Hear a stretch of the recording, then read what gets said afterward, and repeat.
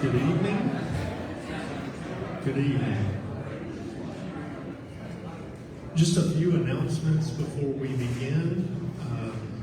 So obviously there's quite a few people here. So if you're on the outside of the row, if you wouldn't mind, if there's a few seats on the inner parts of the row, if you'll scoot in and allow room for others. Plus we got some gents back there adding to it. Nonetheless, I just want to say thank you for being here. Make mention of two things before we pray and we'll get started.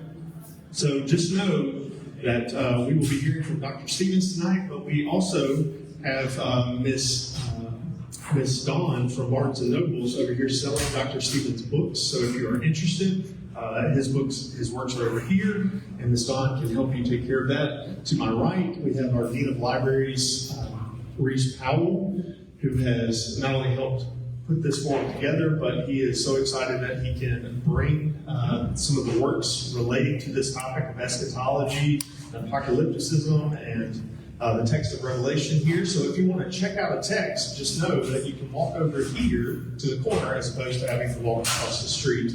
And I'm sure you will be greeted by Reese with a smiling face. So if I could, just before we begin, let's start with a word of prayer, and we will introduce our speaker. Dear Lord, just thank you for today. I'm just looking around the room, seeing students, and just the fruit of all the work that colleagues have put in, all the prayer about what this forum might look like, and then, of course, just the blessing of having Dr. Stevens and his wife here with us.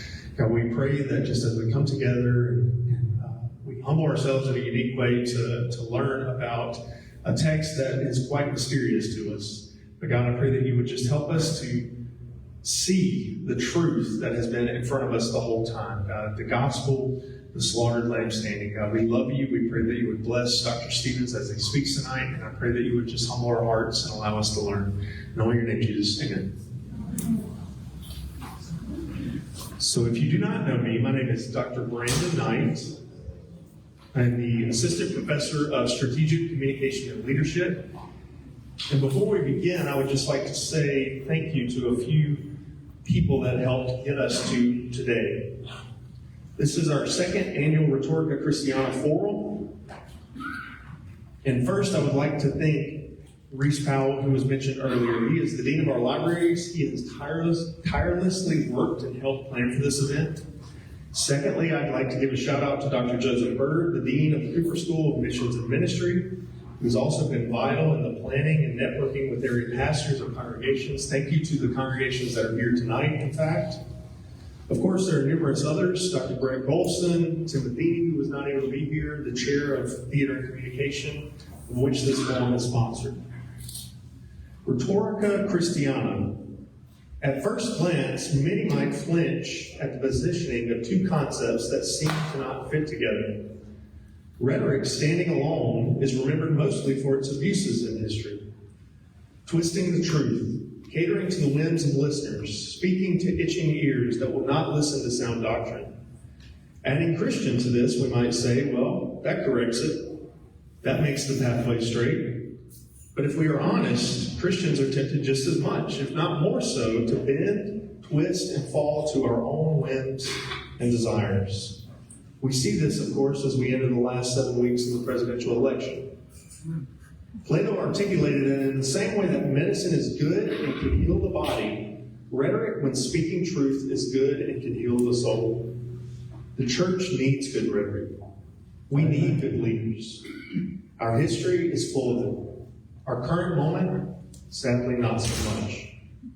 This forum exists to inspire students to be good Christian leaders who speak true and good rhetoric, which I would argue is the height of which the gospel, the only healing for the nations, as Scripture says.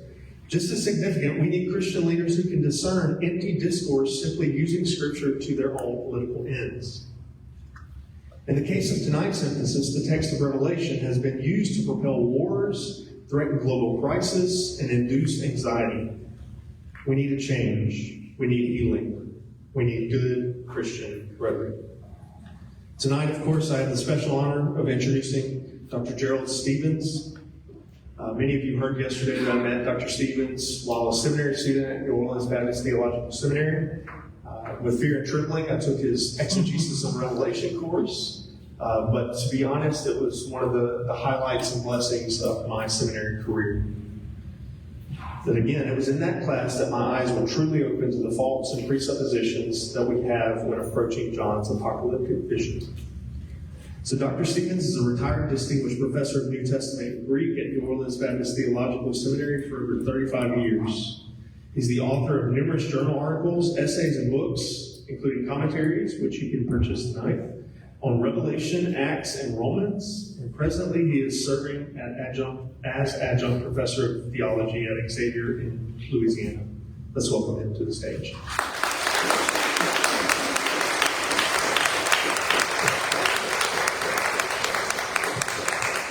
Thank you so much for your kind words. I appreciate it. It's my honor to be here, to be with you. I kind of feel a little bit like Jesus is confronted with his disciples. I have much to say to you, but you cannot bear it now. It's just too much to cover, you would think, almost, in terms of all that we want to look at. Here's what my point will be. My point will, let's turn the volume down just a little bit. My point will be that we have not looked at the history of interpretation of Revelation. We've read too many commentaries on Revelation. We've got too many ideas circulating, and we're not focused on what we can learn from history. And I'm going to try to take you through 2,000 years of history of interpreting Revelation. And that's an awesome task to try to get through. But stay with me. I hope to bless you. I hope to leave you with a blessing. I hope that you will have something that you can take away with you tonight that you will be haunted by, and it will cause you to think and think and think and think. If I can cause you to think after this event, I have accomplished my goal. Not that you would believe everything I say, but I have turned the gears in your mind. I have caused you to think. I have gotten you out of that relaxed mode of thinking you know something that you don't actually know. So we're going to go through the history of interpretation to try to learn what we can learn about dead-end streets of interpreting this book. We've already been there, done that. And we just don't recognize we've been there and done that over and over and over again. It's kind of like the guy who goes to the doctor and he says, "Doctor, when I beat my head against the wall, it hurts. What should I do?" And the doctor says, "Don't do that. That's the solution. Don't go down that dead-end street anymore. You don't need to. It's just simply going to hurt you." So what are you confronted with? Unlike any other book in the New Testament, the book of Revelation is like this. This is what you are going to get with the book of Revelation.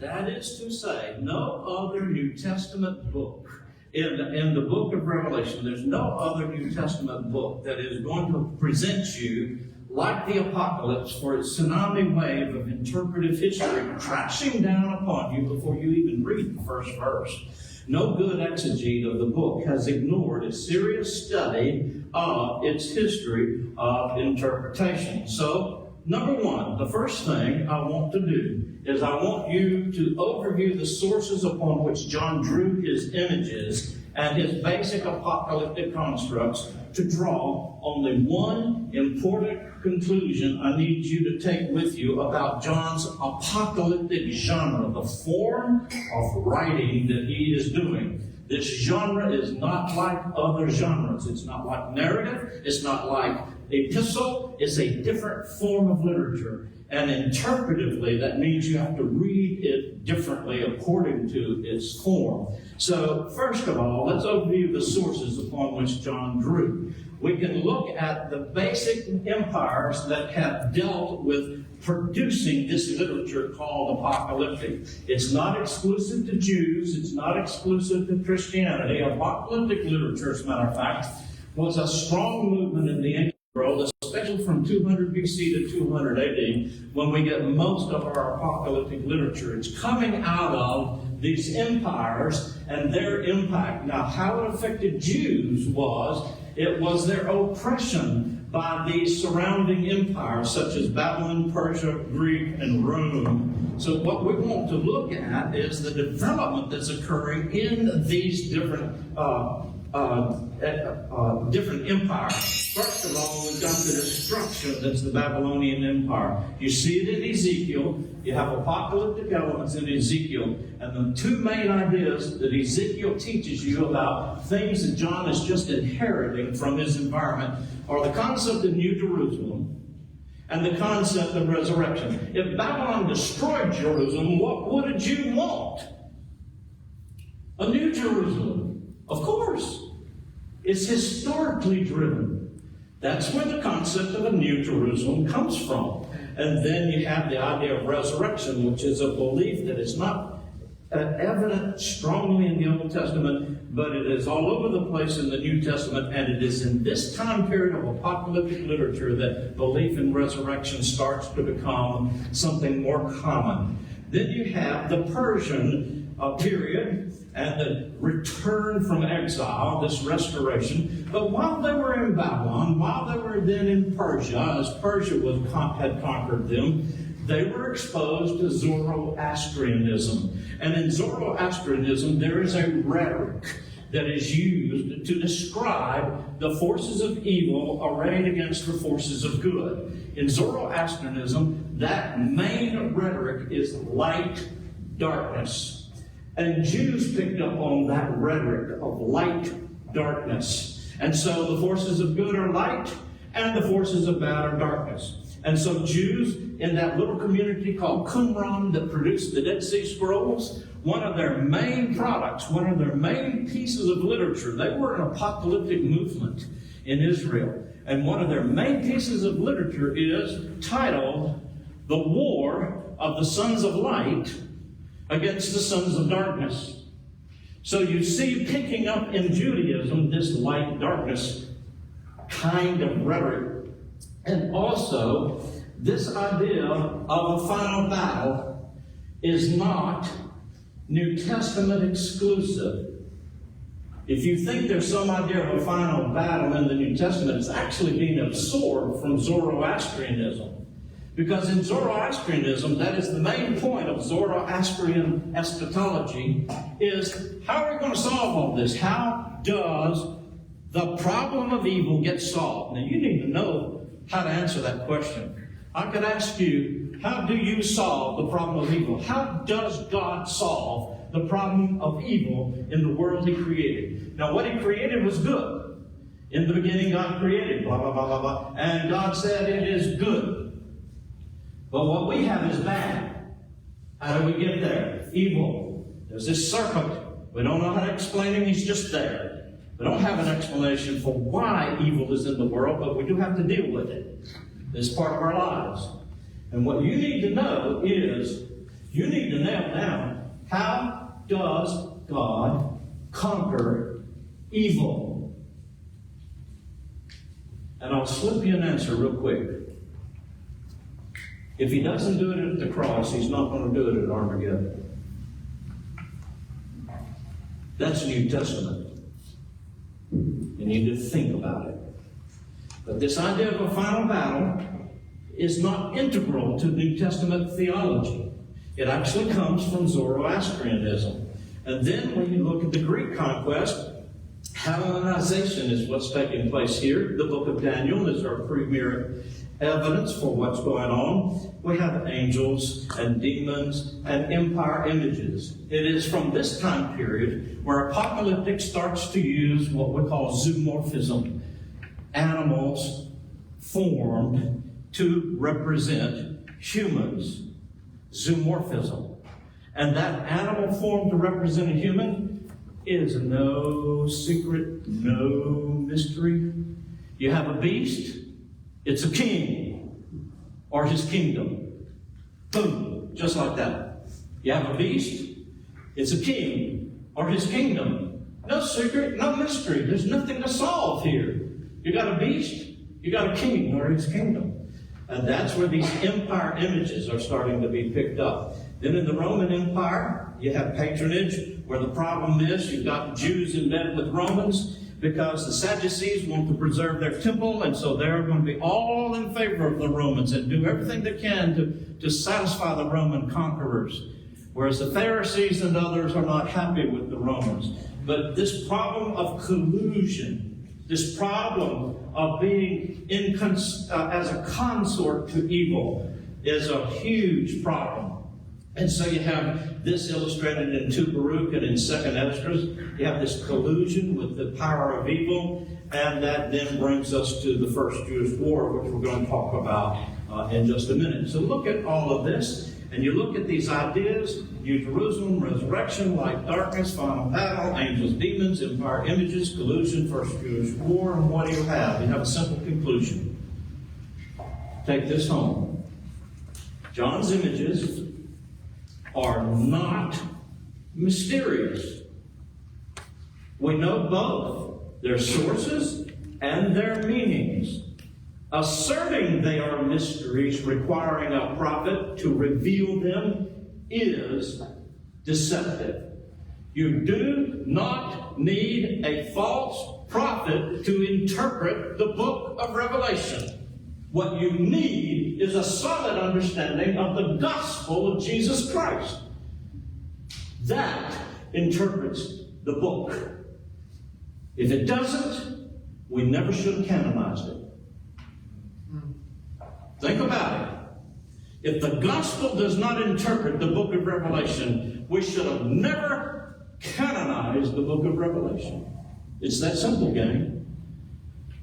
You do not need a false prophet to tell you some, quote, mystery about what this means, because there's no mystery in the first place.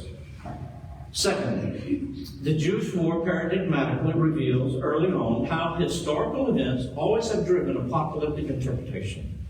That's another thing you need to understand. In the history of interpretation, historical events drive interpretation, and they determine our interpretation. So you look at the First Jewish War, destructive, terrible, horrible. It took Judaism down. It ended the nation. It destroyed that countryside. It destroyed Judea. It destroyed Jerusalem. It destroyed the temple. There was no Judaism after the war, except that the Pharisees reinvented Judaism because they were the only surviving sect after the war. So what makes a Jew?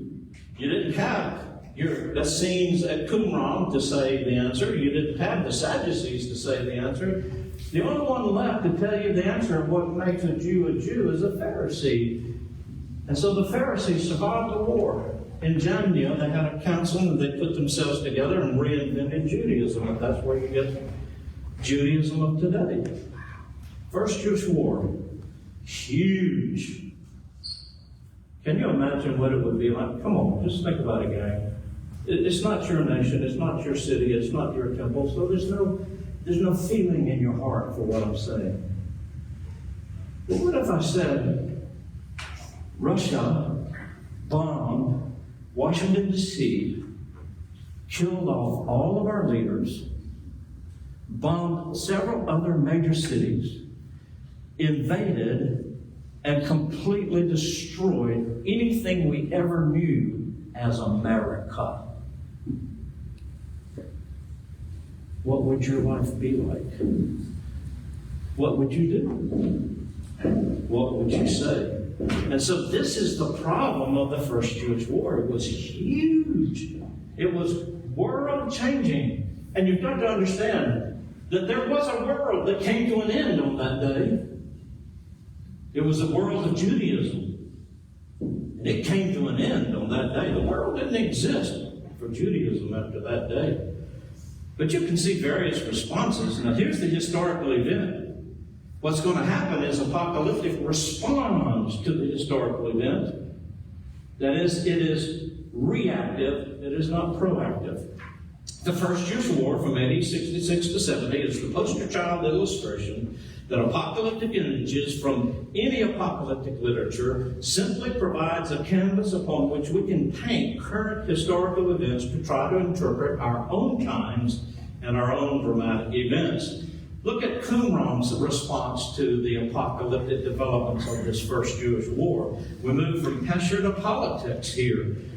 Their commentary on the prophet Habakkuk illustrates an important Pesher method that all readers of Revelation would do well to understand. Pesher is a Hebrew word. Being interpreted, this means. That's basically what Pesher means. And so your interpreter at Qumran would be reading Habakkuk, and he would give a Pesher on Habakkuk.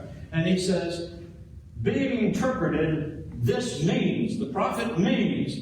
And then he would talk about something that was happening right then with Romans, the Roman Empire, their collusion with the Hasmonean dynasty. He would be talking about John Hyrcanus I or John Hyrcanus II or something like that. So here is the kind of interpretation where what you do is you read the headlines in your newspaper and then go find a verse to try to make that verse fulfilled. That's Pesher interpretation. It's been happening for 2,000 years. That is the way that this Qumran community was responding. Their commentary illustrates this Pesher method that all readers of Revelation would do well to understand. This way of reading the text is simple. Contemporize the prophetic text by completely ignoring the original historical context of the prophet and his audience. Instead, simply equate any given prophetic text with any current news. In this way, the inhabitants of Qumran could convert any verse in Habakkuk in today's news about the Romans and their lackeys, the Hasmonean kings that were so despised who controlled the high priesthood. In terms of Revelation's apocalyptic traditions, one can witness this Pesher way of reading today's headlines back into prophetic text, repeating itself over and over throughout the centuries of church history, and especially today on internet websites. You ought to be suspicious at the snap of a finger the first time somebody tells you that what you're reading in the headlines of the Wall Street Journal is some prophecy in the book. You ought to be suspicious.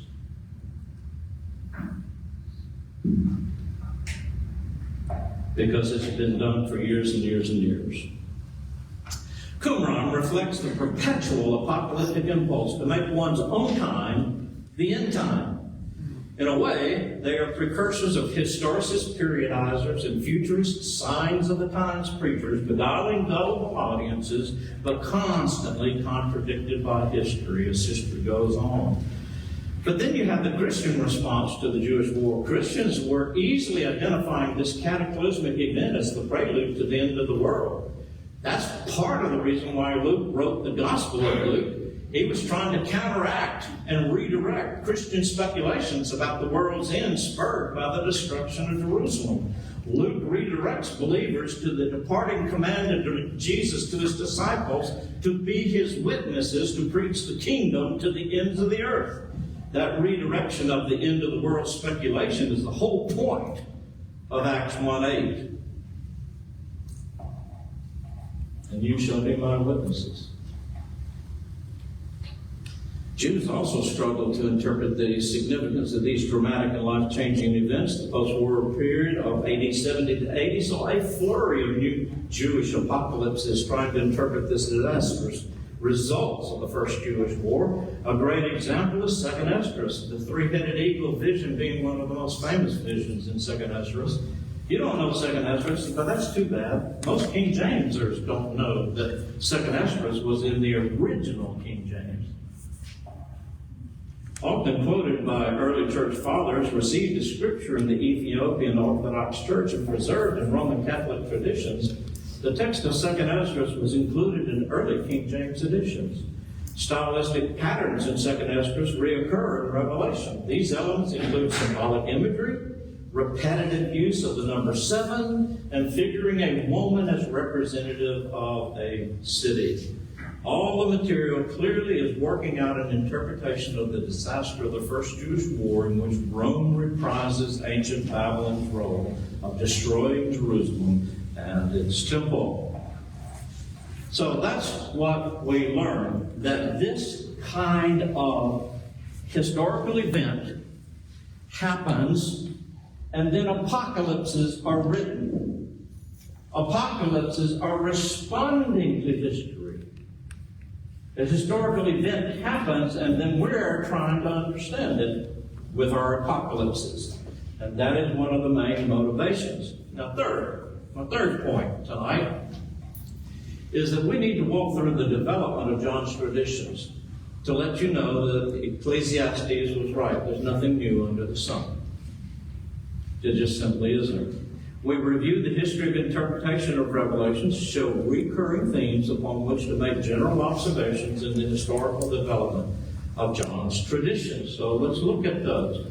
We have 8 periods to look at: the patristic, Constantine, millennium, and crusades here are before us now. Let's go first to the patristic interpretation. This is from the 100 to 300s approximately, up to the time maybe of about Constantine. One of the main things you need to learn about this period of interpretation of Revelation is Kelia. Kelia is the Greek word for 1,000. And so this is that 1,000. Early there was fascination with 1,000. It was propagated in Jewish martial apocalyptic traditions, adopted indiscriminately by 2nd century church fathers, thereby becoming unknown partners in the very militaristic, materialistic attitudes that blinded Jews to Messiah's true nature as revealed in Jesus and his death on the cross in the first place. Chiliasm forever imprinted a militaristic Messiah image on the tapestry of Revelation's history of interpretation, from which Christian hermeneutics never recovered. If you have a militaristic image of what the second coming must look like, I'm here to tell you, you need to rethink, because you're getting ready to deny the gospel.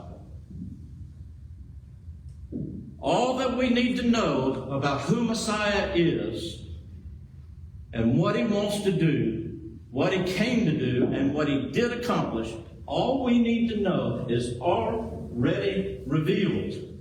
And it's not going to change. It's called the gospel. And the gospel has one storyline, and that is that Messiah must be persecuted by many of religious leaders and suffer and die, and on the third day be raised again from the grave. You've got to bring that theological truth to your understanding of Revelation. So, if someone paints a militaristic picture of who Jesus is at the second coming, be careful that you don't create a schizophrenic Messiah who doesn't really have a clue how to deal with evil. Because at first he thought he might do this.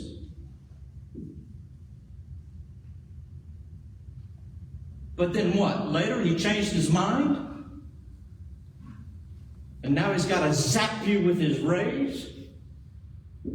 Marshal some M1 tanks? And some Uzi submachine guns? Have you go to battle and go to war?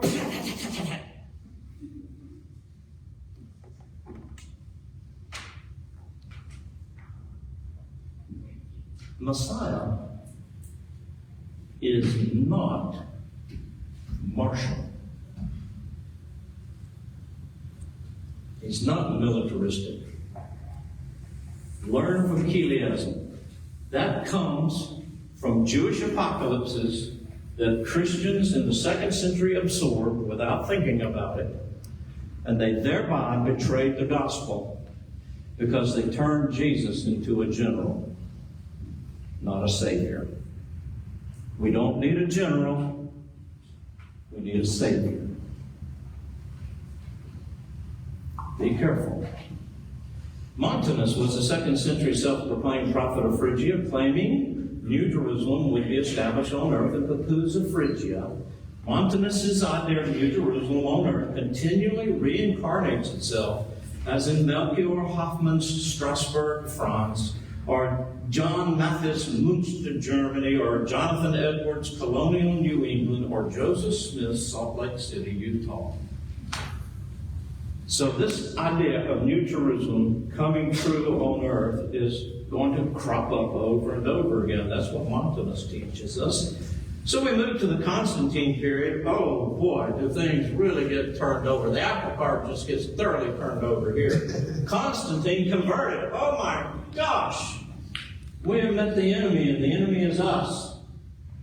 Because up to this time, for 300 years, everyone had taught that the book of Revelation's beast was Rome. And in a way, they were right, because that is what John meant. I can explain that in a little while. But when the beast was converted, what do? You got a huge problem, an interpretive problem on your hand. Conversion provoked interpretive convulsions with Revelation for hundreds of years. The beast clearly was Rome, now clearly not. The rhetorical solution was to manipulate the topos of time. Change the time frame from now to not now in one of two ways. Deferred timing is one. A deferred timing is where you displace the prophetic fulfillment somewhere beyond where you are. The displaced future advanced by periodizing to AD 500 took care of it for 200 years, because it wasn't 300s, it was in the 500s. That was well beyond the time of Constantine, but that set up the last emperor myth before Christ's return, beginning all periodizing interpretive schemes, all of them arbitrary. Or, instead of deferred timing, like let's just defer it a little bit, you have symbolic timing. This was Augustine's brilliant solution. Symbolic timing is eliminating time altogether out of the interpretive equation, and he called it amillennialism, or we began to call it amillennialism. He didn't. The eternal city moves from Rome to New Jerusalem out in an unknown future. Revelation's images are mapped onto Christian experience, and the Catholic Church sanctioned this view at the Council of Ephesus in AD 431, so this is the official view of the Catholic Church. It's symbolic, it just is interpretive of the human Christian experience and baptism and so on and so forth. Then you move to the time of the millennium. Oh man, that is really something. So in the time of the millennium, as you're getting up to the 1000s, what we have is the teaching of Bede, the English monk, from 672 to 735, reading literally against Augustine. He used a deferred timing, but he got new calculations in there. Instead of using Anno Mundi, he now used Anno Domini. Instead of using the beginning of the world, he used the beginning since Christ, displacing fulfillment to the 800s. Perfectly playing into Charlemagne's politics for his Carolingian Empire that united Western and Central Europe, where there was this myth that Charlemagne was the last emperor before Christ's return. Then you have an important figure. You've never heard the name of this dude. His name is Adzo of Montier-en-Der, 992. He wrote a biography of Antichrist, revealing the legendary figure already has fixed features by this time in Christian interpretation, none of them biblical, including a strong dose of anti-Semitism. Watch very carefully your Antichrist rhetoric, because in Christian history it has served the purposes of anti-Semitism. Pope Sylvester, the turn of the first Christian millennium in AD 1000. New periodizing schemes, imminence fever. Oh man, this has to be it. The year 1000, that's 1000. I mean, this is a millennium. I mean, it has to be now. That would be perfect, wouldn't it? 1,000 years of the Roman Empire, 1,000 years of the church, or some such discussion like, oh, the year 1000 has to be it. So there was this imminence fever. Everybody was looking for the end in 1000. So we had new periodizing schemes with this imminence fever for Pope Sylvester's last Eucharist of AD 999. showing how popular belief always has overwhelmed exegetical prudence in the interpretation of Revelation. You don't want to hear the truth, you just want it to be true in your generation. So then we move to the Crusades, 1000s, 1200s. Here's where anti-Semitism is becoming just really a major feature of interpretation of Revelation. Crusades show how rank anti-Semitism always has shadowed Revelation's interpretive history. Crusader armies, for example, as they were marching down the Rhine Valley on their way to the Holy Land to establish the New Jerusalem, were massacring Jews along the way. Because we know they are Antichrist. Because they killed Christ. So we know that's Antichrist. And thousands of Jews were martyred at this time. On our way to establish the New Jerusalem. Hildegard of Bingen, a German Benedictine abbess, mystic and visionary from 1098 to 1179, reading literally against Augustine, periodizing to AD 1160 as her solution to church corruption, which she was very concerned about. Her problems that she painted onto the apocalyptic canvas was church corruption, and she wanted to resolve that. She advances new elements to the Antichrist legend with her artwork, and she made anti-Semitism integral to the Antichrist myth. And then we have Joachim of Fiore. Excuse me. Let me go back. Then we have Joachim of Fiore. Now this guy was called by the scholar Bernard McGinn the most important apocalyptic thinker of the whole medieval period. Reading literally against Augustine, he periodized to AD 1260, which is 100 years past what Hildegard periodized to. Like Hildegard, looking for church renewal. Signs of the times for Joachim of Fiore are the Crusades. That's proof of God marshaling his armies to get ready to establish New Jerusalem. And the development of the monastic orders, which all shows how signs of the times always magically conform to the times, regardless the century.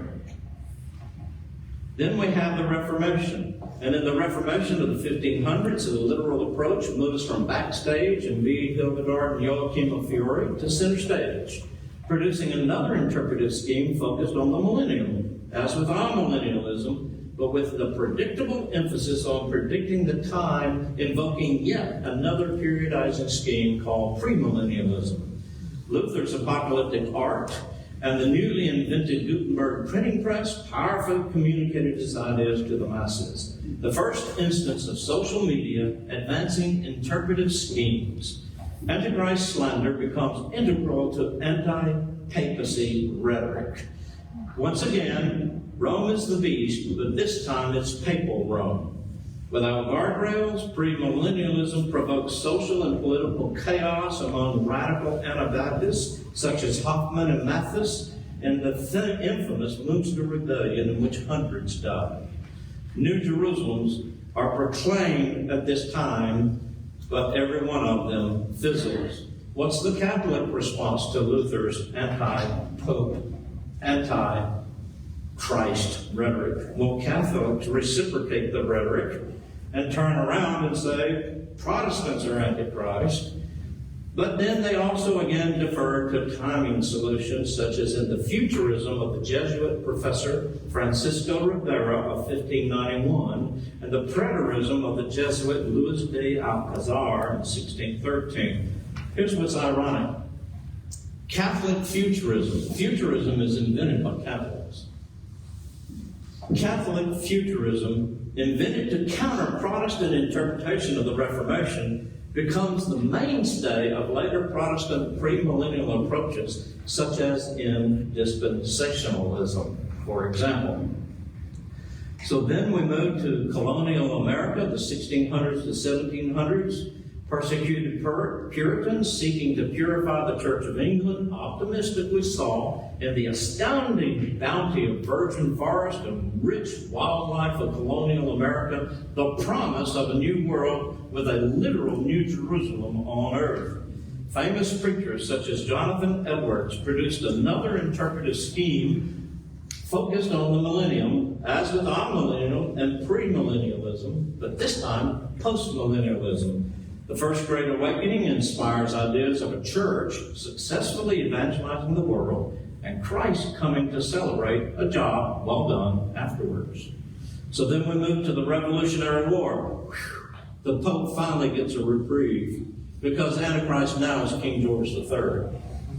The Pope gets a reprieve as Antichrist slander shifts to King George III, King of England, and the English Parliament Stamp Act of 1765 becomes the mark of the beast. I mean, it was literal. I mean, the mark of the beast is you can't buy or sell anything. You can't trade. You can't do commerce without the mark of the beast.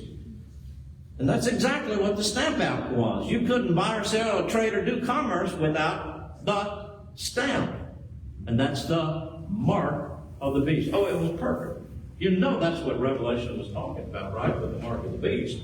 It was that Stamp Act of 1765. From postmillennialism, millennial rhetoric goes civic. That is, it gets worked into civic discourse, political discourse, and it becomes integral to American political discourse. Anytime you hear the thought, America has a special destiny, that's apocalyptic rhetoric. That comes from apocalyptic discourse. America having some special destiny in God's millennial plans. This is later expressed literally in the first line of the Civil War's battle hymn of the Republic.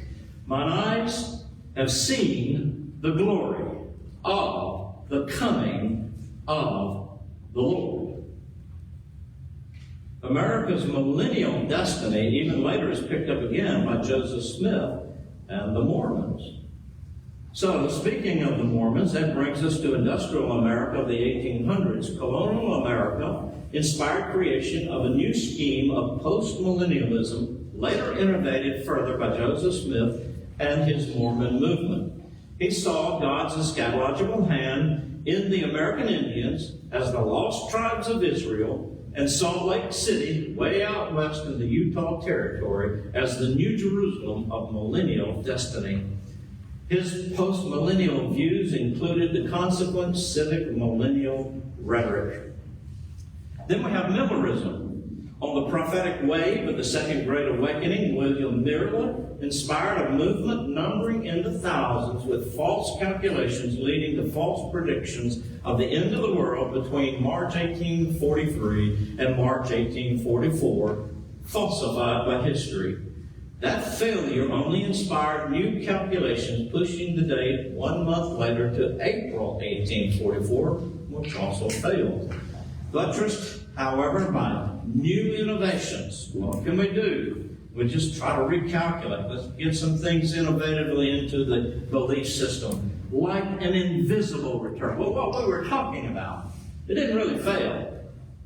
What we were talking about was an invisible return. That's when Jesus returns to the holy tabernacle. So it was a partial return. It was an invisible. It happened, but it was invisible. So how can you know? How does that prove anything to you if it's invisible? How does it prove anything? But that's what they said. It was an invisible return. But then we have the heresy of 3 advents of Christ. We don't understand how when we throw these apocalyptic innovations into the mix, we just end up with heresy. Because in the New Testament, there are only 2 advents of Christ. That is all you get. You have the first advent, her name is Mary. And you have the second advent, that's the second coming.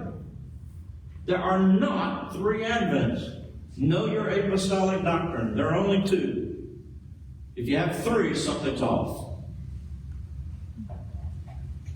Thousands left the movement, but Ellen G. White picked up all the leftover pieces of the Miller movement to create the Seventh-day Adventists. who, when they sneeze, splinter.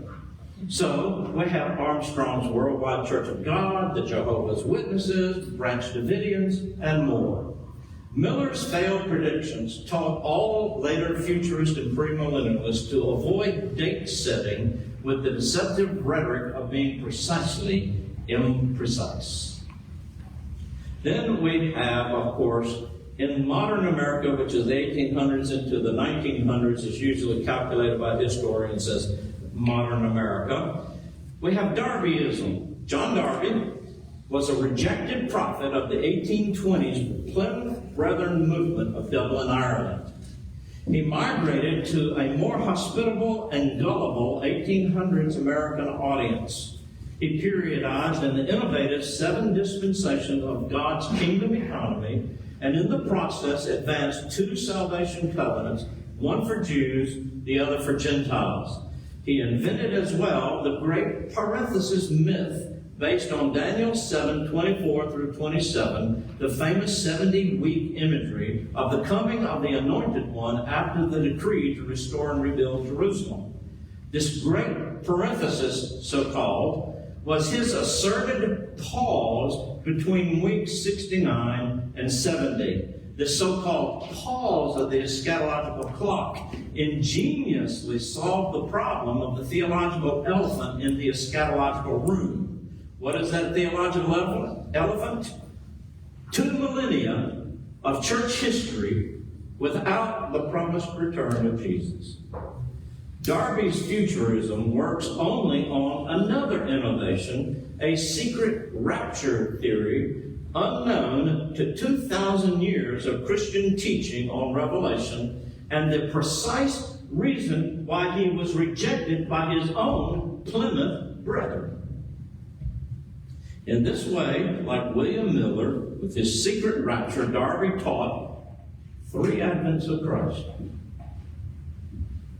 not the apostolic 2.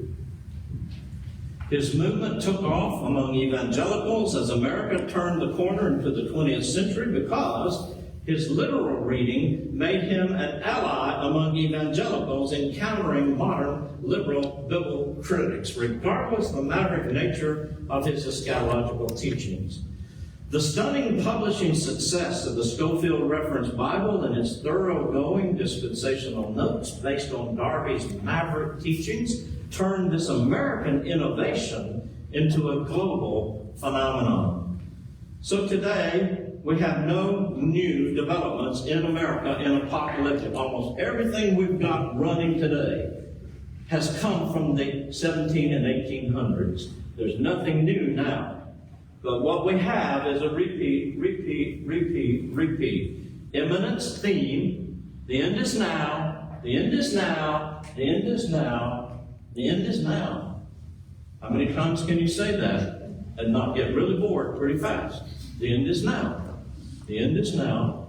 The end is now. Imminence theme with signs of the time preaching and aberrant teachings such as multiple advents, maverick schemes, dual salvation covenants, and a schizophrenic Messiah who does not really know how to solve the problem of evil and is trying to do something different this time around. So observation number 1. Interpretation of Revelation from the beginning has been defined by a millennial rhetoric attempting to respond to history but completely missing John's emphasis. As I said in chapel, it's amazing to me that the word millennium in the entire Bible occurs only 4 times in one context of 4 consecutive verses. Only 4 times. Lamb is used 29 times, 28 times as a title for Jesus in heavily Christological context.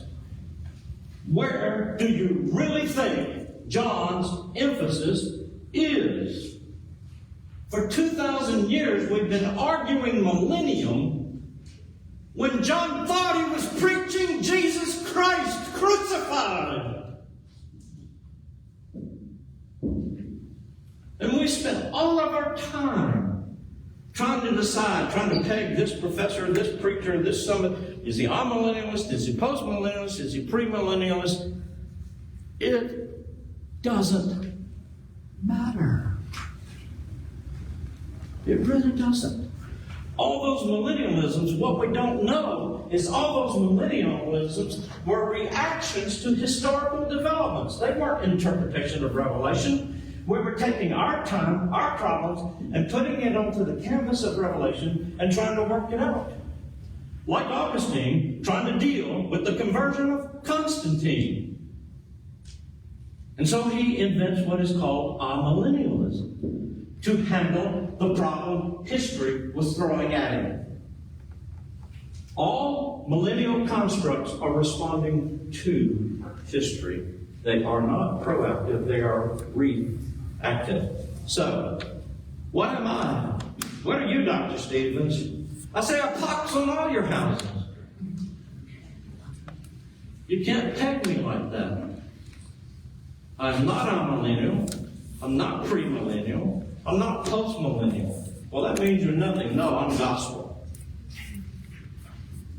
I'm gospel. So I have a gospel understanding of what Revelation is all about. So I'm sorry, the history of interpretation tells me this is reactive stuff. It's not proactive exegesis. And so I'm not going to stay there. Go through it real quickly if we can. Chiasm, Jewish militant response to Roman imperialism, persecuted Christians absorbed as a millennial construct. Amillennialism, Augustine's response to Constantine's conversion that transformed Rome from beast to beauty. Premillennialism, Luther's response to an obdurate Roman church and the challenges of the Muslim onslaught. Postmillennialism, Edward's response to the New World promise and optimism of colonial America. Then America gets to contribute its own stuff, 19th century America, powerful reconfigurations of pre- and post-millennial constructs tailored to American audiences. Millerism, Miller's premillennial response to the Second Great Awakening with prophetic imminence preaching. Mormonism, Smith's postmillennial response to the American Indians and the New World promise of Utah. Darbyism, Darby's premillennial response to 2 millennia of church history without a return of Jesus. Observation number 2. History belies all timing schemes. Period. By definition, they beg the question. They presume the end before proving the end.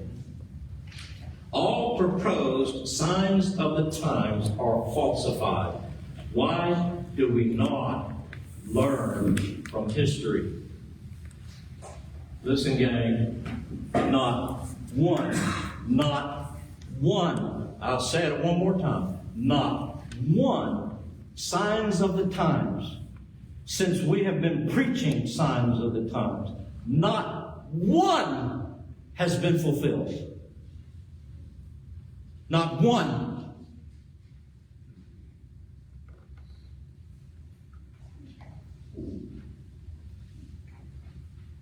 Why don't we learn? Why don't we learn? So, you have, well, when does Revelation get fulfilled? What's the prophetic fulfillment? Well, 3 major theories, or 4 major theories, are your idealist, your preterist, your historicist, and your futurist. Now, when you look at your preterist, you have some type of fulfillment in the past. Remember, preterism is invented by a Roman Catholic priest. Preterist is to say it's all fulfilled, and there's 3 time frames where this usually is: 70, because this is the destruction of Jerusalem; 95, because this is Domitian, the likely context for the writing of Revelation; and then 313, because of Constantine. So if you're preterist, those are the 3 major preterist positions that will revolve around that history. Say, well, it all got fulfilled back then. And then you have your historicist, who is looking at the present as this is your periodizer. What they do is they periodize. They cut history into periods and divide it up, and then they say we are in the last period. Interestingly enough, this is fascinating to me. All periodizers use only Western Civ for their periods of history. Somehow, for the coming of Jesus, Jesus doesn't care about Christianity in the Orient, or Christianity in Africa, or Christianity anywhere else in the world. The only way that Christianity has any importance is in Western Civ, because all your periodizers are Western Civ periodizers. They don't do anything with history of the Orient or history of anywhere else, just Europe, mostly Europe. So it's Western history that they're periodizing. What do you mean by periodizing? Well, they take the timeline of history and divide it up into how many periods? Whatever they want. You know, whatever they want. I mean, Joachim of Fiore said 3. Why? Oh, because of the Trinity. I mean, literally, that was his reason. Why 3, Joachim? The Trinity, of course. So there are 3 periods of history, or there are 5, or there are 7. Here's what happens, though, with all periodizers. Say Joachim's 3 periods of history. Well, Joachim already interpreted that he was in the 3rd period. And so, that's the interpreter's time frame. That's when everything's happening. We're in that 3rd period. We're right at the end. Oh, man, it's imminent. It's imminent. A periodizer is trying to prove to you it's imminent. It's right around the corner. Or take 5 periods and you do the same thing. You divide up history and you decide that you are in the 5th period. You're at the end. It's imminent and it's going to happen. And so you have your time bomb of the end going off then. Or take your 7 periods, like the dispensationalists are real fond of this one, because you have the 7 churches of Revelation. And they're not 7 churches, according to a dispensationalist. Well, they are 7 churches, they say that, but then they also say, well, you know, that's 7 periods of church history. That's the 7 periods of church history. You have those 7 churches, that's the church. Well, where are we? Well, where do you think we are? If you're a periodizer, we're always at the last one. So it doesn't matter, 3, 5, 7, it doesn't matter. You're always at the end, the interpreter's time. Here's an interesting thing. You go through all the periodizers that have ever been, including Luther and others, and not one of them have set up a period system and calculated they were in the middle of the period. Not a one of them. Which tells you rhetorically what they're trying to do. Rhetorically, they're trying to prove that you're at the end. That's why you're always, you've never heard a dispensationalist ever say that we are in the Ephesian period. It's always what? This is the Laodicean age. That's the last church, by the way, if you don't know your church numbers. That's the 7th one. That's the 7th one. We're in the Laodicean age. So you're always at the end. So these periodizing schemes, what's fascinating to me, this is real common in your historicist kind of interpretation. Then you have your futurist, all of the prophecy, all that's prophetic in Revelation is going to be fulfilled out there in the quote, end times calculation. And then finally you have your idealist, present, past, and future. So I don't think that we can get away from trying to say, where is Revelation fulfilled? So Dr. Stevens, where is Revelation fulfilled? Well, I'll give you a preterist futurist answer that is my best calculation. My preterist answer is Revelation is written for the 7 churches, and almost all that you read in Revelation is about the 7 churches, including the famous or infamous Battle of Armageddon, Revelation 16:16. There is a tie in that verse. It's in parentheses in your translation that ties it directly back to the letter to the church at Sardis. You've got to pay attention. You've got to love the text. You've got to know what the text says. Because John gives you the hook to understand what he's talking about in the Battle of Armageddon. He's talking about the issues that he dealt with in the church at Sardis. So this business of trying to peg where the fulfillment of Revelation is, I think most of Revelation, including up through 19, Revelation 19. That's the famous white horse. Yeah, the rider on the white horse. Ooh, that's the second coming. No. Why does that have to be the second coming? How is the rider described? As he's going forth to do battle, how is his robe described? His white robe. How is it described? John uses a word. His robe is baptized in blood. Now, the original Isaiah reference is sprinkled. That is, sprinkled with the blood of his enemies as he's cutting them down with his sword. But John says his robe, as he's going out to do that, already is baptized in blood. Don't forget what Jesus asked Peter. Are you able to be baptized with the baptism wherewith I am baptized?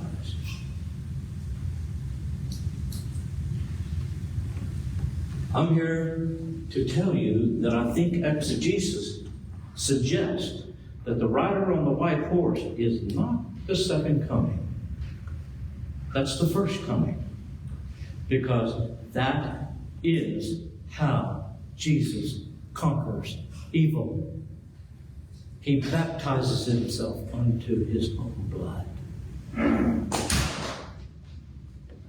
So, not even in Revelation 19 do I think that we have something about the future. But you get to Revelation 20, and finally you get to a point where you have this great battle that's going to take place, Gog and Magog.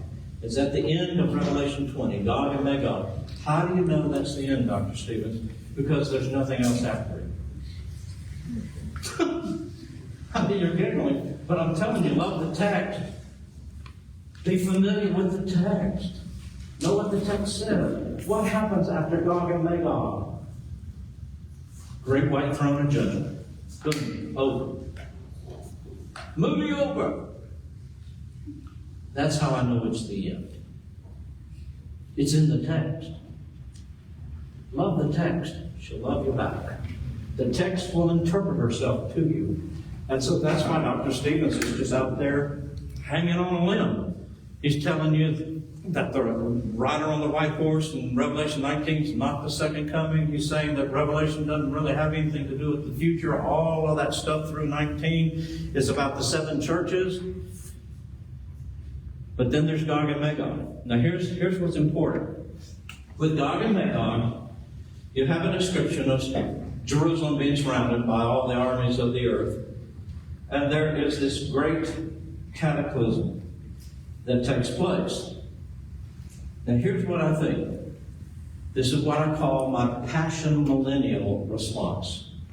If you want to say, well, what is your millennial position? Well, it's none of the above, but I'll give you a passion millennial position. What did Jesus say to his disciples? He said, take up what? Yeah, and in Luke it's plural. Take up y'all's cross. And that is not dealing with your mother-in-law. I've heard that. Oh, I had to take up my cross today. I had to deal with my mother-in-law. Listen, gang, you know what one of the problems is?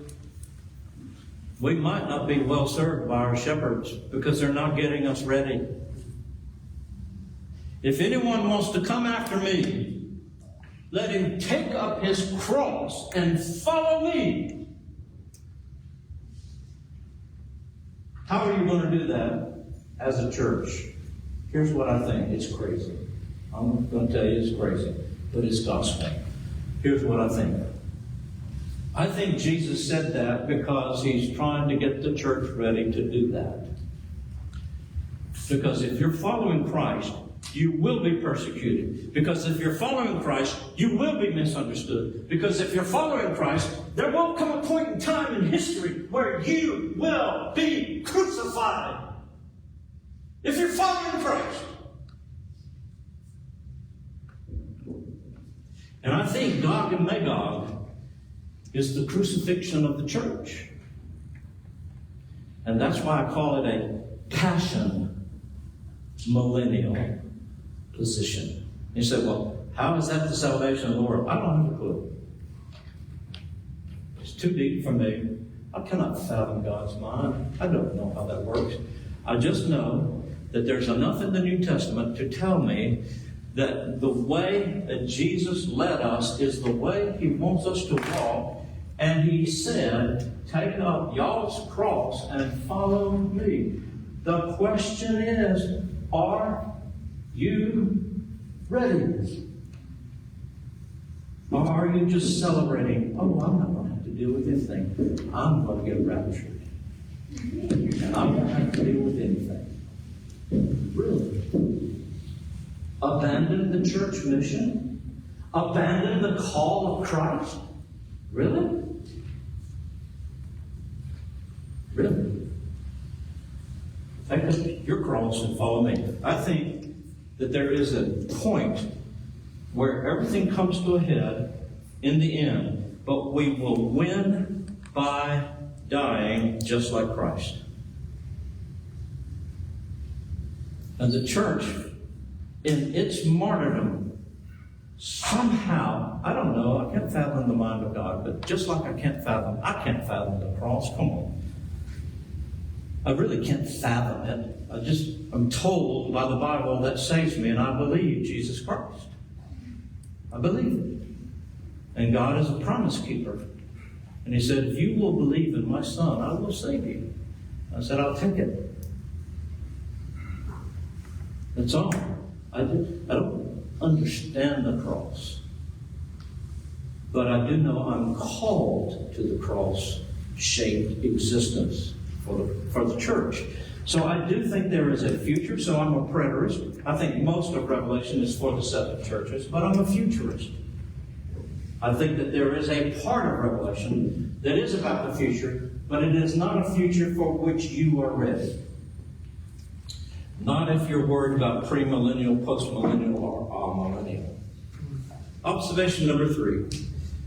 Forcing a so-called literal reading on literature that by definition is symbolic, betrays notably confused semantics, and is riddled with contradictory applications.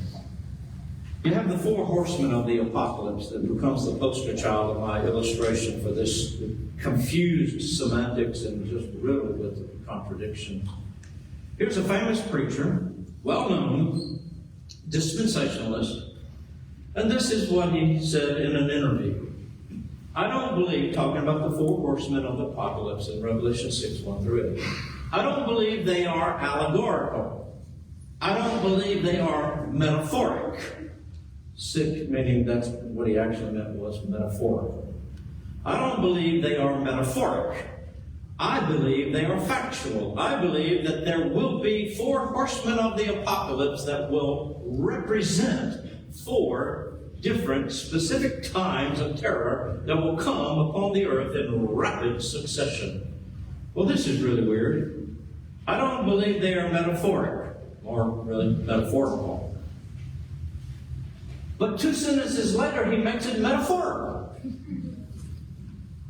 I don't believe they are metaphoric, but then what does he say? They represent.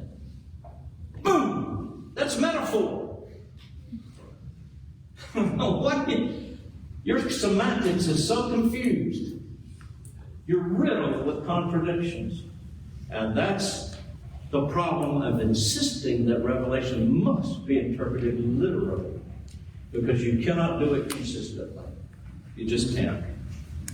Observation number 4. Much of Revelation's interpretation is legendary, not biblical, particularly legends of Antichrist and the so-called Battle of Armageddon. Antichrist legends, Antichrist biographies are fictitious. They are extra-biblical inventions that historically have served to foster Antichrist slander, such as in Luther calling the Pope Antichrist, and so on and so forth, including insidious forms of anti-Semitism, which, for example, drove the Crusaders to massacre Jews on their way to trying to establish New Jerusalem. So what is the Antichrist teaching in the Bible? Well, there's only 4 verses. It's very easy. We can cover it right now. Antichrist in the Bible, 4 verses, 1 John and 2 John. 1 John 2:18, 1 John 2:22, 1 John 4:3, 2 John 7. And what do we learn from John? Love the text. Don't listen to the legends. Don't listen to the biographies, and don't put a capital A on it. Because it's not capital A in John's teaching. What is it in John? Well, number one, it's realized eschatology. Antichrist have come, John says in 2:18, and he also says in 4:3, now is in the world already. He says Antichrist now is in the world already. That's realized eschatology. That is not futurist eschatology. That's realized eschatology. So number one, it's realized eschatology for John. Number two, it is John's exclusive teaching for his community. You have heard that Antichrist is coming. Nobody else went to that seminar. But John's church did. You have heard. We didn't. We don't know what John said. We didn't go to that seminar. We didn't take that class. But he tells them, you have heard. That is a signal that you can only go with what John lets you know in this context, because you didn't go to the seminar. You can't write a biography. Number three, please get this down. John teaches Antichrist are multiple individuals, because he says many Antichrists have come. It's not one person, not one individual. Many Antichrists have come. Well, how could that be true? Because Antichrist is a heretical spirit that can overtake any teacher or any prophet. Every spirit that does not confess Jesus is Antichrist, John says. So it has to do with heretical teaching. It has to do with false spirit emphasis that leads you into false doctrine. So what is Antichrist? It's realized eschatology for John. It's exclusive to his community. It represents multiple individuals, and in fact, it is defined as a heretical spirit that is not teaching proper Christology. That's Antichrist in the Bible. Anything after that is speculation, legend, myth. Armageddon legends. Legends of a battle of Armageddon, mentioned only once in Revelation 16:14-16, but never described, are fictitious inventions that falsify John's Lamb Christology. So this is how God conquers evil in the world. It's one of the proposals. According to the doomsday scenario of the book of Revelation, the Antichrist will assemble the largest army ever seen to fight the final battle. The ancient Hebrews called this area Megiddo.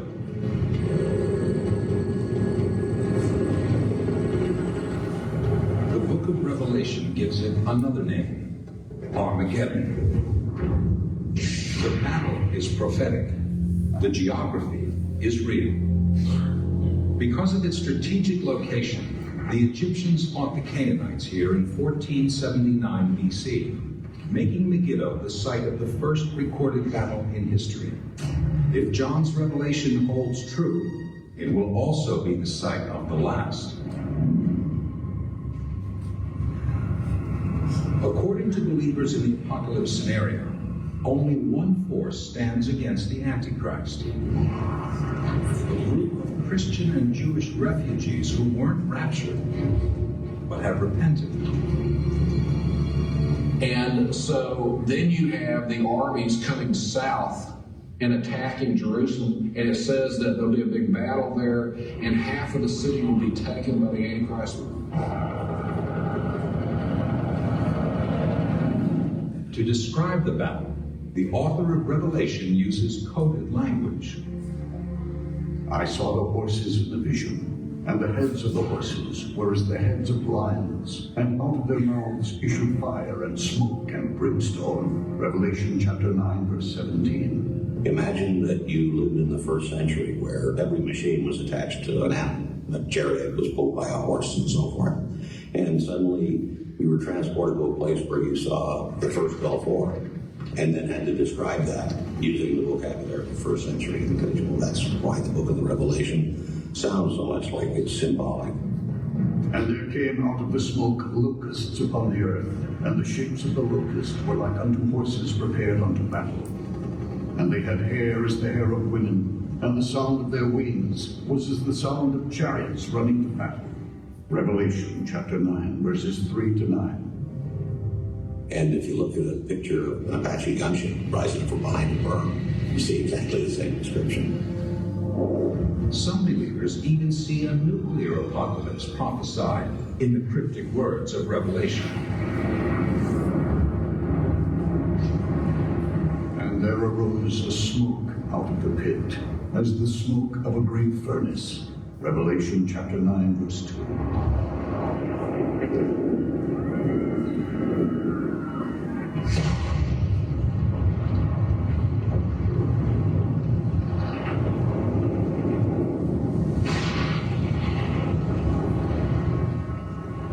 And the stars of heaven fell unto the earth, and every mountain and island were moved out of their places. Revelation chapter 6, verses 13 to 14. And the sun became black as sackcloth of hair, and the moon became as blood. Revelation chapter 6, verse 12. Believers have even created maps and battle plans based on Revelation's Armageddon. Most Bible scholars reject this scenario. Now, these texts do assume that there will be some kind of great events that will take place, but it's imagery which is describing all of this. It's not supposed to be understood as something literal. It's supposed to be taken symbolically.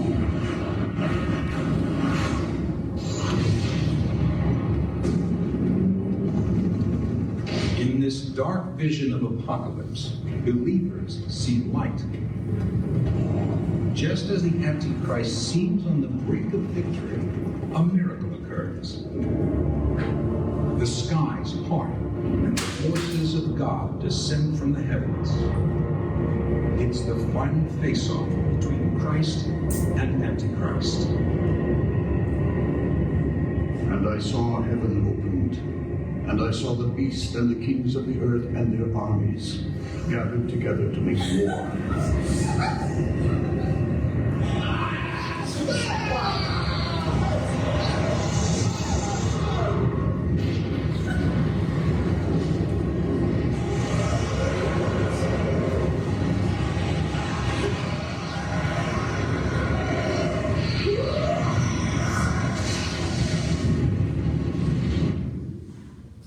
And the beast was taken. Revelation chapter 19, verses 19 and 20.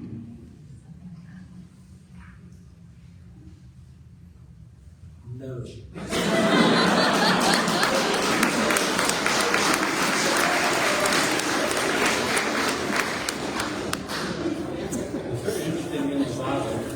Love the sex, so help you back.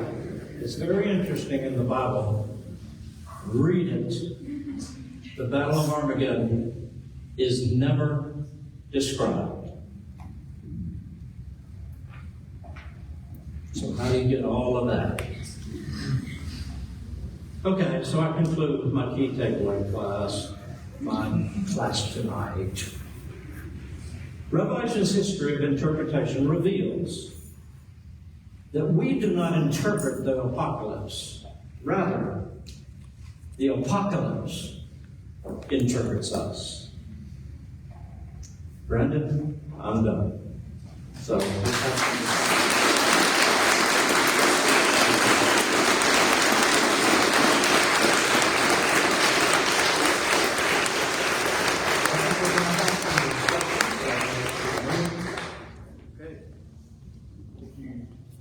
Thank you, Dr. Stevens.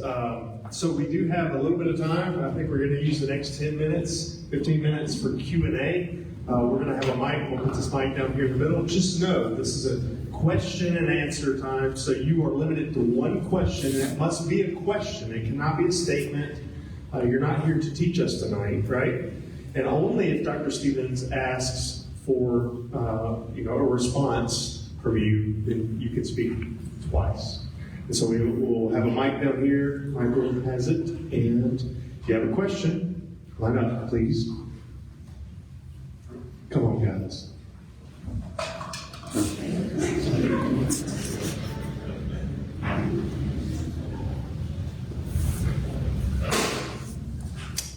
If that's not the Battle of Armageddon, where did we get all of that from?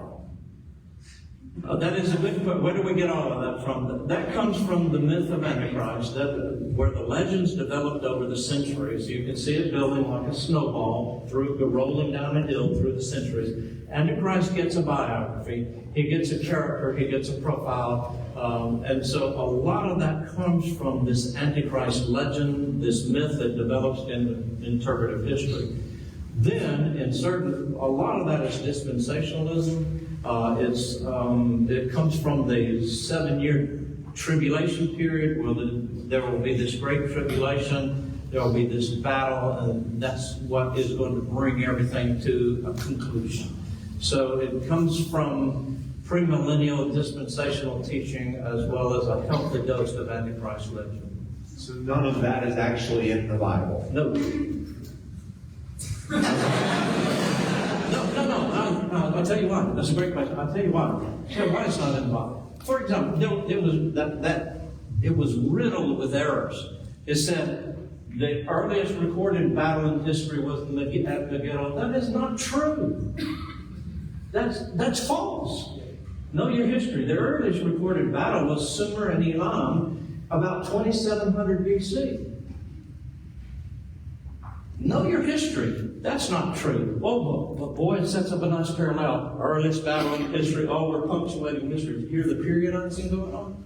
Oh, we're punctuating history. We got the earliest battle and we got the last battle. And along the way, we forgot the gospel. Because I need to ask you the question. Again, how does God conquer evil? And where does militarism get into the picture? Don't forget what I said about Chiliasm, the very first movement we met. It's Jewish, and let me warn you, it is precisely why the Jews rejected Jesus in the first place.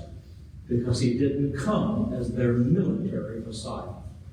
If he rejected it in his first coming, why would he take it on in his second coming? It makes him what I call a schizophrenic Messiah. Jesus cannot answer the question, Jesus, how are you going to conquer evil? And he doesn't know. Because he died on the cross, that didn't work, so I'm going to get some Uzi submachine guns. That might work. You see the problem? To me, it's just really, really, really good. But thank you for the question. That's why. Yeah. Okay, so you were talking earlier about like dual covenants and that whole thing. Can you expand on that? Like, what do you mean? Because like obviously there's like Jews and Gentiles, like or Christians, but like can you explain that more? Because like I'm curious. Okay, I didn't quite hear it. Help me, maybe. Dual covenants. Oh, dual covenants. Great question. I'm sitting down because my knees are tired. Dual covenants. Great question. Because in the New Testament, we have no evidence that there are dual tracks of salvation. Not even in Romans 9. Because what Paul insists at the beginning of Romans, we need to take to heart. In Romans 1, at the introduction, he says, the gospel which was preached beforehand in the prophets. So there's nothing new in the New Testament, I'm sorry to say, if you're Pauline. Because in Romans 1, he said, the gospel which was preached beforehand in the prophets. And boy, you go to Isaiah 53, come on. You go to Psalm 22, come on. Man, there is the gospel in the Old Testament. It's not as clear because Hebrews says, God spoke to us in times past through the prophets and his holy servants, but now he has spoken to us clearly in Jesus Christ. So what are we supposed to learn about Jesus in the future that we don't already know? Because Hebrews says he spoke to us clearly in Jesus Christ. Here's another thing. I love you guys asking questions. It's so much fun. Here's another thing. Think about this too, gang. Look, how does God conquer evil in the world? Well, how is God going to conquer evil in the world? The problem is, we just flat don't like God's way. We really don't. I mean, he tells his son to go out there and spread his arms on a cross. Now, think about this. Revelation 4 and 5. I'm back to this chapel sermon. Revelation 4 is God's sovereignty. Revelation 5 is God's Christ, God's salvation. God's sovereignty, God's salvation. How does God express his sovereignty? It's in Jesus Christ. Jesus Christ is the sovereignty of God. God is telling you, this is my greatest power. This is my greatest expression of power, of sovereignty. How, God? I'm sending my son, and he will do my will. And you will find nothing in human experience more powerful than doing God's will. That's God's sovereignty. Put Revelation 4 and 5 together. 4 is about God on his throne. That's God's sovereignty. But 5 is about the salvation of his Christ. So how does he express his sovereignty? Listen to the text. Love the text. Let the text speak to you. Let the text teach you the gospel. Okay, so I'm going to sit down again. All right. So you said that the signs of the times, none of them have happened yet, right? And then previously you had also said that the signs of the times, none of them have happened yet, correct? Yes. Yes. Okay. None of them have been correct. Yes. And then you also said that a lot of the things that happen in Revelation have already been fulfilled in Jesus, like the Are in the first century with the 7 churches. Okay, got it. So those happened before the signs? I'm not arguing, I'm not debating. No. Yes. Okay. Yes. Interesting. And then you're saying that the white horse was Jesus because of the cloak. In the first coming. Yeah, I think that's the first coming. I'm way out on a limb on that. Please, check everything you need to check because I'm out on a limb on that. However, I do have all the patristics with me. If you give anything to the church fathers, all the church fathers up through the 400s interpreted Revelation 19 as the cross. So I do have the church fathers behind me. Next question. Thank you. In other words, we changed the tradition to take 19 not as the first. I've never heard that before, so I'm glad you brought that. Yeah, go ahead. Yeah, so you got Close to the mic. Okay, sorry. Thank you. Shorty talking. Sorry. So yeah, as we're saying, I did love how you spent a lot of time talking about how the real focus is on the gospel, as it should be, right? We've been missing that point. I also wanted your take on, the fact remains that Revelation is littered with all sorts of imagery. And I'm going to ask, just based on the assertion that you made on the gospel, how should we then interpret it? Should we interpret it? Should we, how do we deal with it? Because it's still there. Excellent question. Thank you. Great question. Here's the deal. You interpret the imagery, if I'm correct, I might not be, but if I'm correct, you interpret the imagery as having something to do with the issues of the 7 churches. And so they're dealing with their issues, Domitian and the Roman Empire. Domitian is the one who insisted that he be called Lord and God. Domitian is the one who thought of himself as Helios, the Son of God, and all this kind of stuff. So we're really getting this emperor worship on steroids with Domitian. We have it a little bit, even all the way back to Augustus. But we have it in Caligula, we have it in Nero, but it really gets on steroids with Domitian, this emperor worship. And this insistence that either you do obeisance to the emperor, or you're going to be in trouble. You're going to be in big trouble because all of the people who are in power in Asia Minor, for example, where the 7 churches are big time in collusion with Rome. And so all your power brokers, the mayor of the city, the chief of police, whatever, all your power brokers in a community are Roman. And they're Domitian followers, and they're going to insist. So you go and not pinch incense to Caesar, And you may lose your job because the chief of the, say, the Silversmiths Guild is going to say, I heard that you didn't pitch incense to Caesar. Yeah, well, you no longer have your license. And so they start getting more and more and more pressure. Well, when you get this kind of pressure, your witness is being challenged, and some are sacrificing their witness in order to save their job. Listen to me. Some are sacrificing their witness in order to save their job. That's an issue for the church. And so the visions are apocalyptic imagery that those readers are very familiar with. Like, this audience might be pretty familiar with Harry Potter. Why? Because you just read it a lot. You know, you just read it. You know Harry Potter. And if I mention a name, oh yeah, he was so. You're very trained in that arena of literature.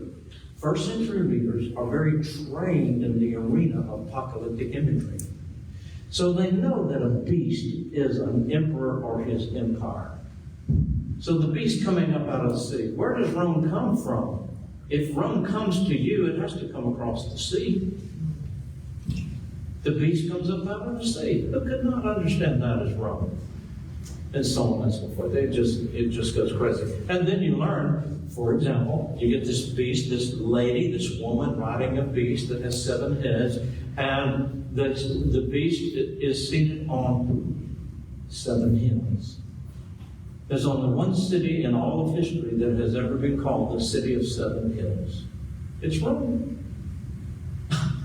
You know, so the imagery, I'm just trying to give you quick examples of, the imagery is not mysterious to those readers in first century church in Asia Minor, in Ephesus and Smyrna and Pergamum and Thyatira and Sardis, Laodicea, Philadelphia, and Laodicea. They know this stuff. It's like you know Harry Potter. They're familiar with the imagery. Or like some generation. Time-wise, we have one more question that we have time. Oh, shoot. Hey, you'll be here after, right? You can answer questions. One more. Y'all go ahead. Y'all, both of you come. Both of you come. Ignore him.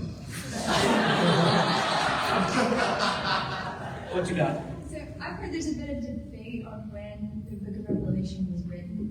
What are your thoughts on that, and how might that relate to your rhetoric used in the 7 churches? Great question. See, I told you. These are good questions. That's an excellent question. I think that the book of Revelation, a lot of the strong Christian tradition is that the book of Revelation was written by the Apostle John. I don't think so.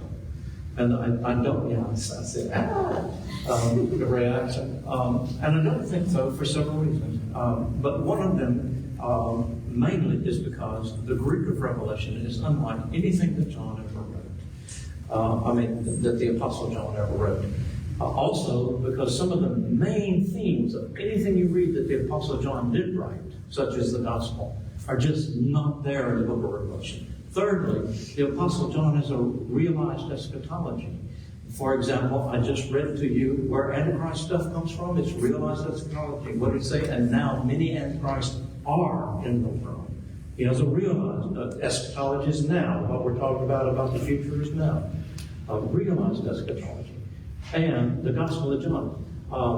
For whosoever, for God so loved the world that he gave his only Son, that whosoever believes in him should not perish but have eternal life.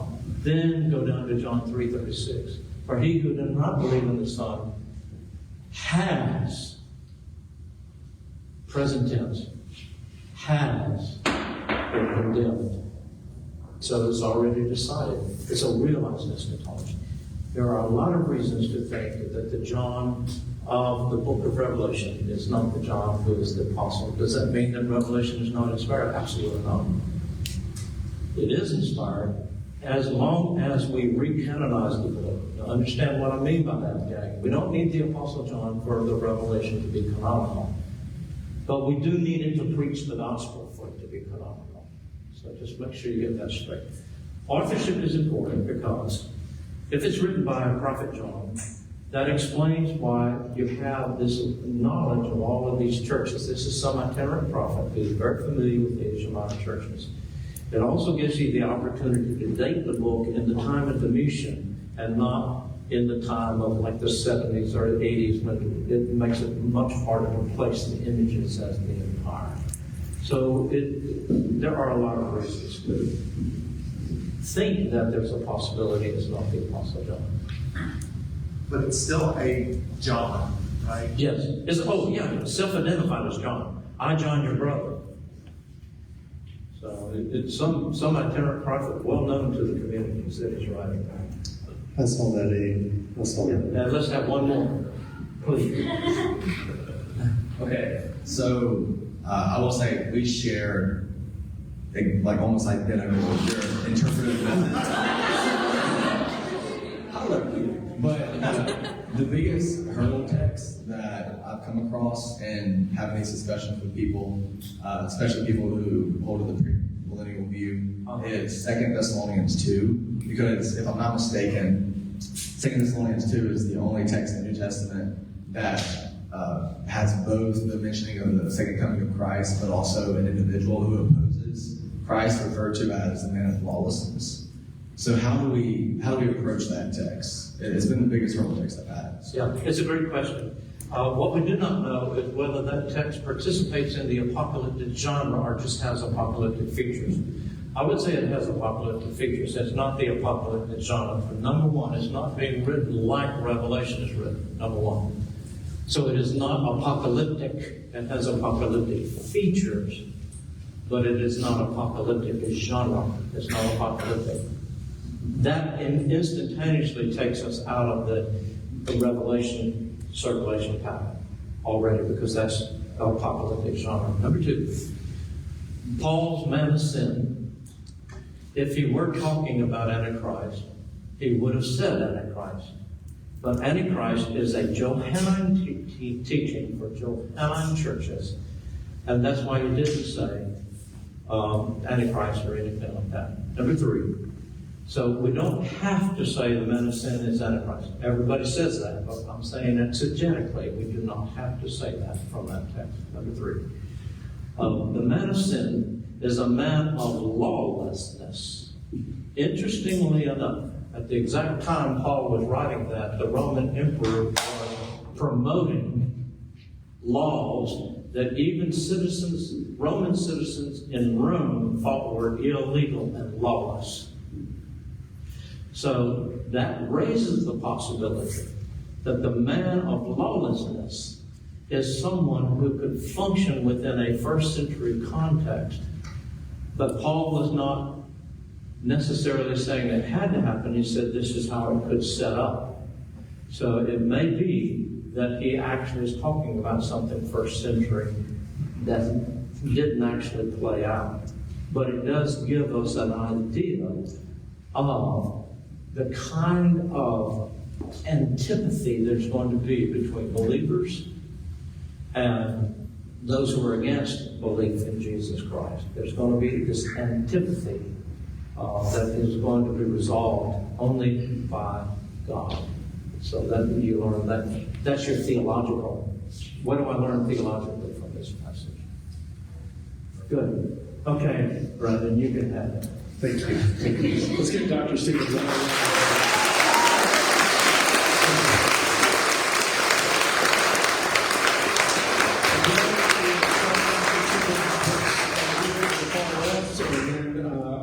Our Dean of Libraries, Reese Powell, has set up to where you can check out books on this topic.